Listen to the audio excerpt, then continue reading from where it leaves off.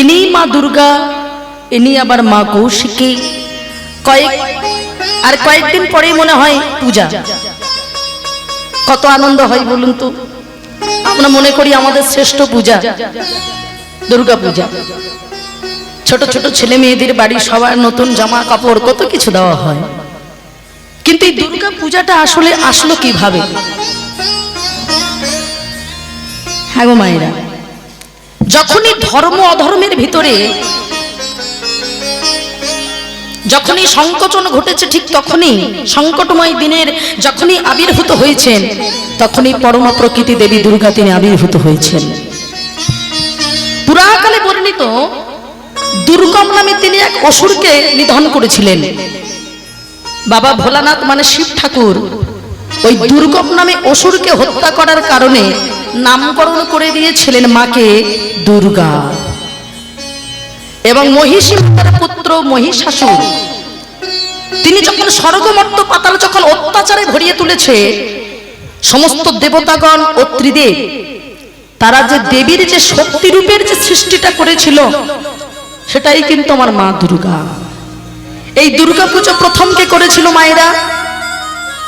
যার জন্য আমরা শরৎকালে পূজা করি। এই যে ভাদ্র মাস শেষ হয়ে গেলেই তো শরৎকাল। দেখুন ভাদ্র মাস শেষ হতে হতেই যেন একটা পুজোর যেন একটা আবহাওয়া চলে আসে, মনে পুজো পুজো ভাব লাগে। এই শরৎকালে প্রথম পূজা কে করেছিল?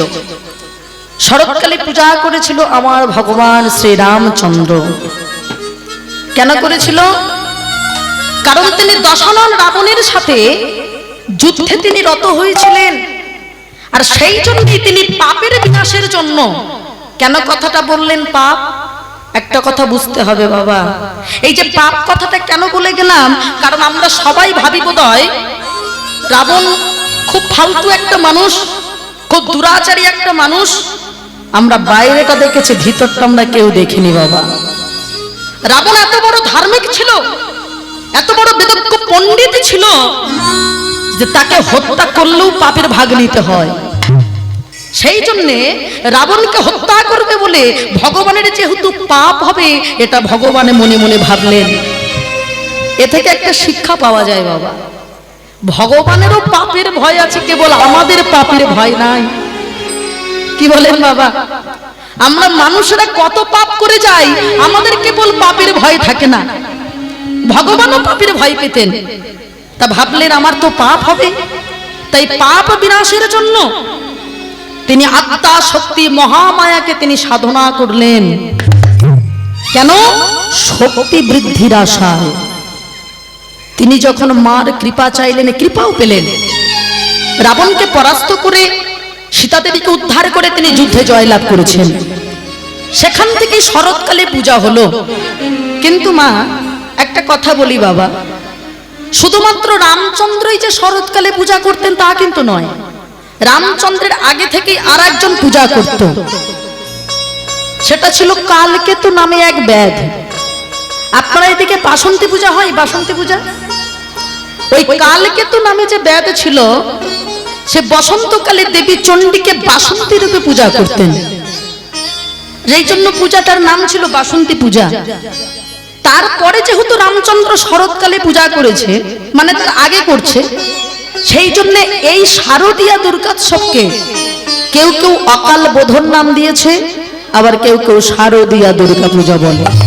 হ্যাঁ, আমরা এইখান থেকে এটুকু জানতে পেরেছি যে দুর্গা পুজোর মূল লক্ষ্য বা আমার এই মায়ের পূজার মূল লক্ষ্য, মূল উদ্দেশ্য হলো আমাদের শক্তির বন্দনা। কি বাবা, শক্তি ছাড়া কি আমরা চলতে পারবো? শক্তির বন্দনা আমাদের করতেই হবে। তা ঠিক এই শক্তির বন্দনার উদ্দেশ্যে দেবী দুর্গার পূজা করা হতো। বলে দুর্গা পূজা করলে তোমার যশ হবে, মান হবে, শিক্ষা হবে, সৌন্দর্য হবে। হ্যাঁ, এই জন্যে তাকে পূজা করা হয়। আমরা যতটুকু জেনেছি কীর্তিবাসের আবর্তিত বাল্মীকি রামায়ণ থেকে, যে দশরথ পুত্র ভগবান রামচন্দ্র তিনি কালিন্দী নদী থেকে 108টি নীল পদ্ম তুলে তিনি সমুদ্রের সাগর তটে বসে তিনি মায়ের পূজা করেছিলেন। হ্যাঁ, এটা তো গেল দুর্গা পূজার ইতিহাস বাবা। যেহেতু সামনেই দুর্গা পূজা, কিছুটা দুর্গার কথা আমরা বললাম, মা দুর্গার কথা। শ্রীমতী রাধারানী, তাই রাধারানী এবার সুন্দর করে আজকে সেজেছে। মায়েরা আপনারা যেমন এসেছেন, আজকে কার জন্য সেজে এসেছেন জানেন?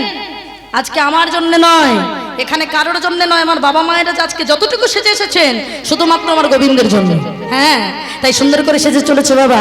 মায়েরা বলো ধুনি করে, নীল শাড়ি পরে পাটি পাটিতে বন্ধিল, পরে পাতে পাটিতে বাঁধিল, বন ফুলানো শ্রীমত সাজিল, শ্রীমতী সাজিল, ভাসিছ লীলাধুনি অতি শীঘ্র গতি, অতি শীঘ্র বাধা দিয়ে দাদা হইল কুটিলা কুটুমতি, বাধা দিয়ে কুটিলা কুটুম, তাহলে খাইবা চলেছ,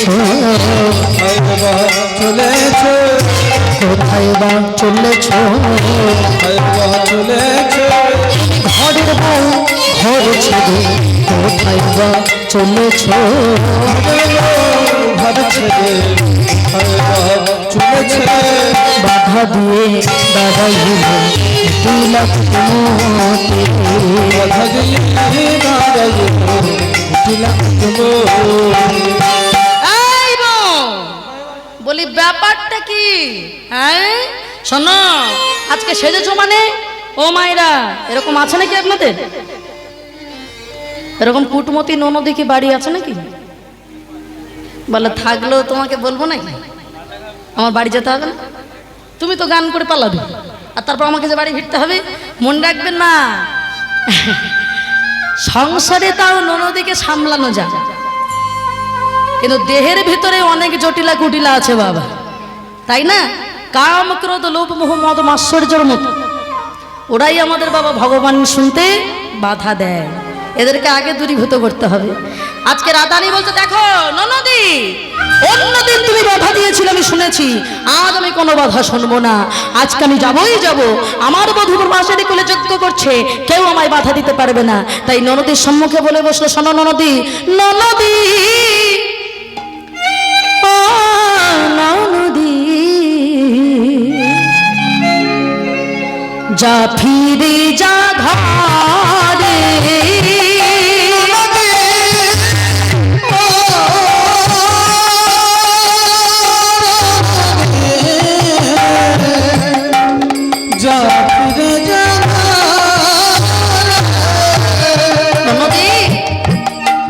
ঝুলন দোলায় নৌকা দিল,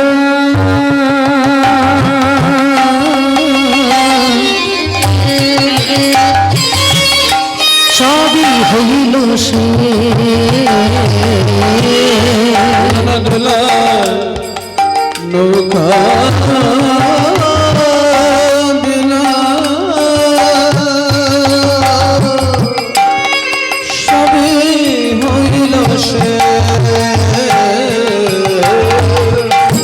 ঝুলন দোলায় নৌকা দিল,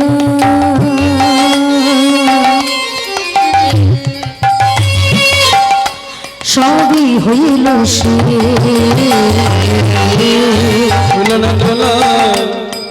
নৌকা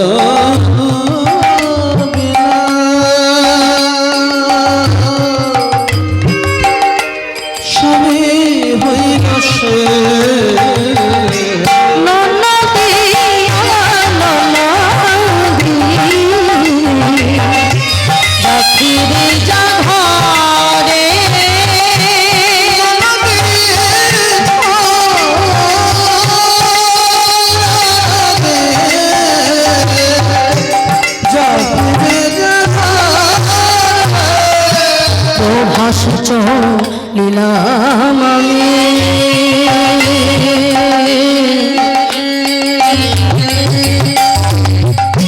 যেথাই বন্ধুর ভাসিছ লীলা ধনে,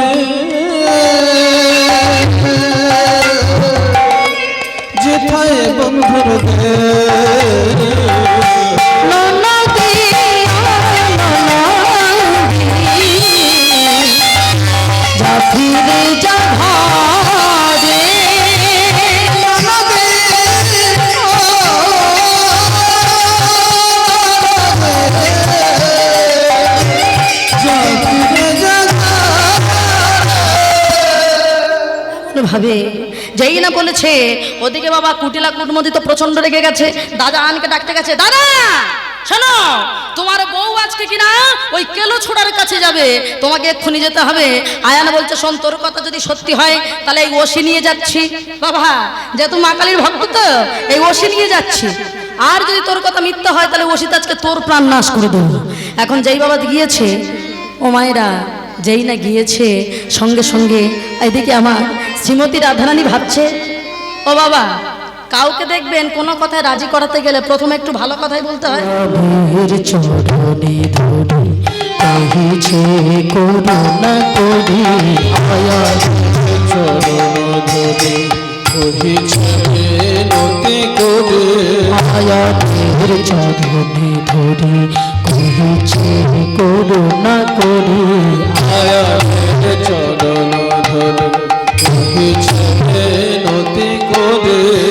তো হয়ে ভ্রান্ত কেন ছিলিলে না সেই জগৎপতি, কান্ত হয়ে ভ্রান্ত কেন ছিলিলে না সেই জগৎপতি, সে যে তোমার পতি আর আমার পতি, তোমার পতি আর আমার পতি, তাই তো তার নাম জগৎপতি, তোমার পতি আর আমার পতি, জগৎপতি তোমার পতি আর আমার পতি।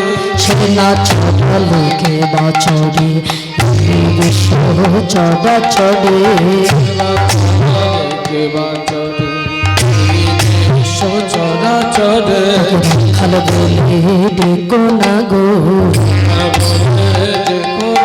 যিনি এই বিশ্বকে রক্ষা করে, রাখাল বলে ডেকো না গো, বিশ্বকে রক্ষা করে, ভালো বলে ডেকো না গো।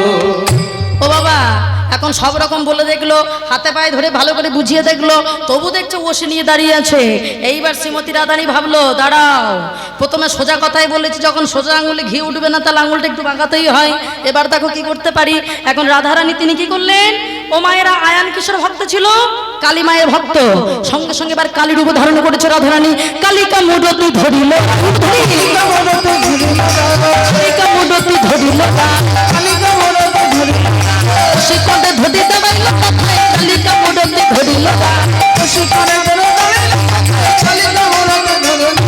সাজিল ভালো, সাজিল ভালো, কালিকা বসে সাজিল ভালো, কালিকা বসে সাজিল ভালো, কালিকা বসে সাজিল ভালো, কালিকা বসে সাজিল ভালো, চতুর্ভুজ মূর্তি ধরি কালিকা বসে সাজিল ভালো, চতুর্ভুজ মূর্তি ধরি কালিকা বসে সাজিল ভালো। এবার চতুর্ভুজ মূর্তি ধরেছে, কালী রূপ দেখিয়েছে। ও বাবা, এই যে কালী মায়ের ভক্ত তো, এখন যেই রাধারানী কালী রূপ ধারণ করেছে তাড়াতাড়ি একদম সাষ্টাঙ্গে শুয়ে পড়েছে রাধারানীর চরণে। হ্যাঁ, আয়ান তাড়াতাড়ি রাধারানীর চরণে শুয়ে পড়েছে, পরে এইবার প্রণাম করছে।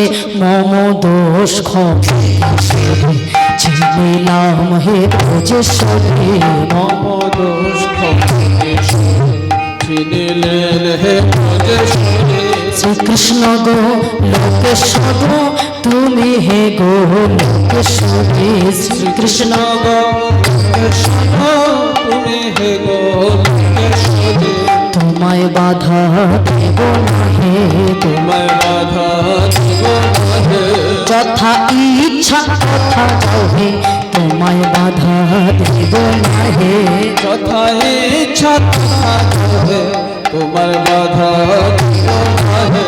এবার কি করেছে বাবা, সঙ্গে সঙ্গে রাধারানী এবার আমার চলেছে, যেহেতু অনুমতি হয়ে গেছে আর তো বাধা দেয়নি, সঙ্গে সঙ্গে রাধারানী চলেছে। আমাদেরও তেমন ভাবে যেতে হবে।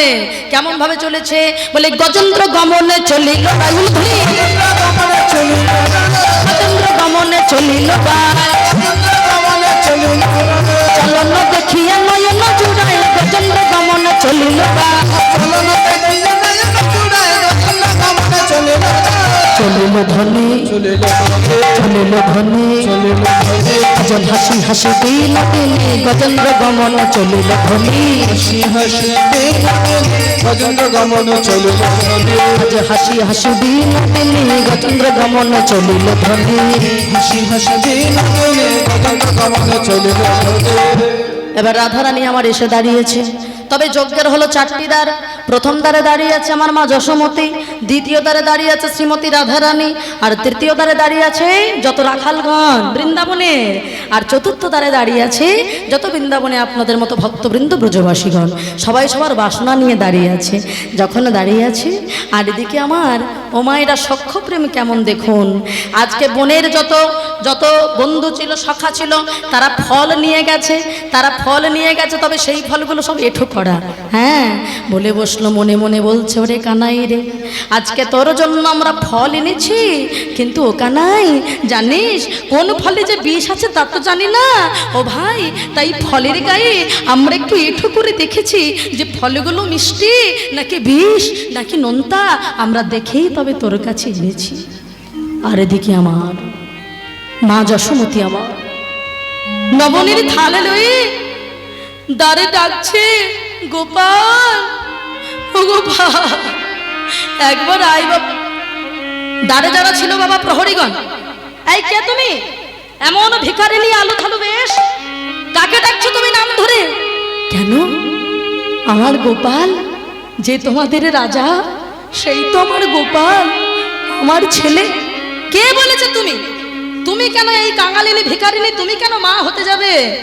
মা তো হলো আমাদের দৈবকী মা, তুমি কেন মা হবে? একবার ডেকে দাও।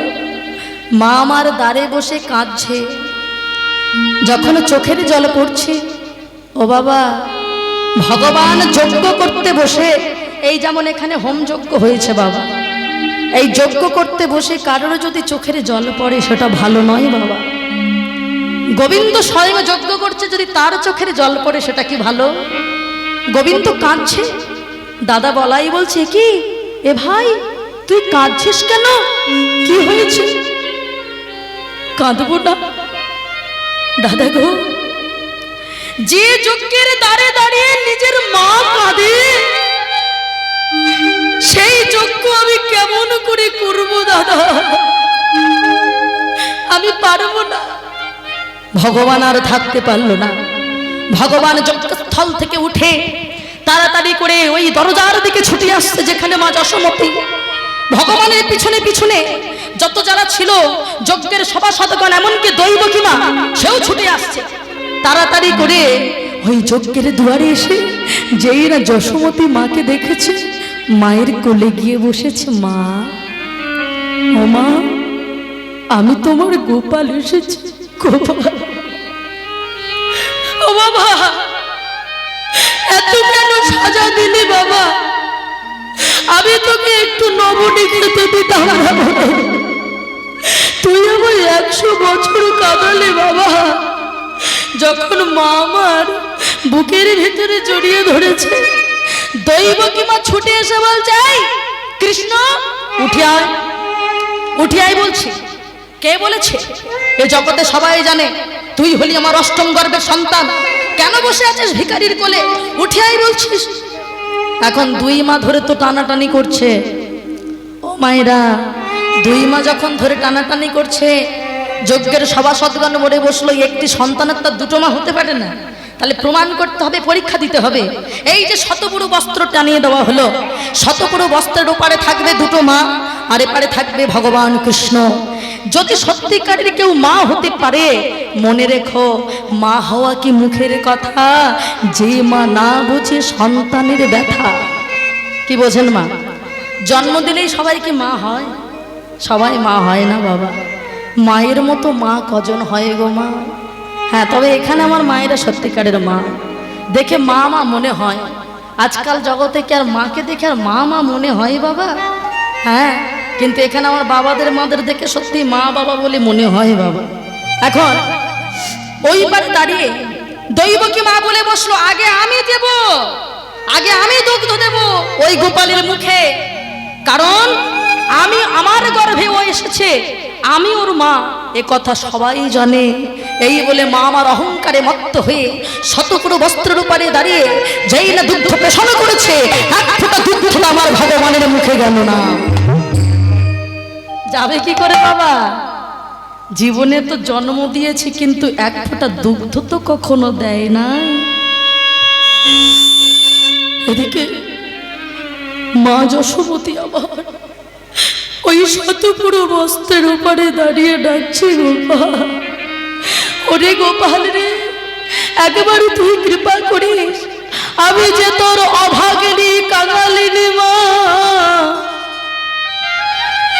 একবার কৃপা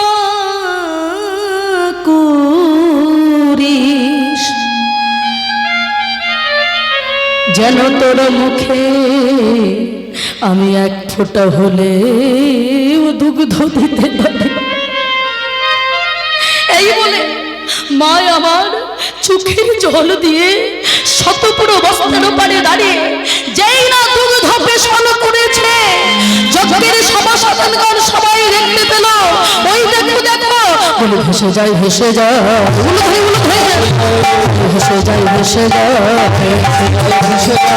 বর্ষাদি ধারার মতো ভেসে যায় ভেসে যায়, হরি হরি হরি বলে বর্ষাদি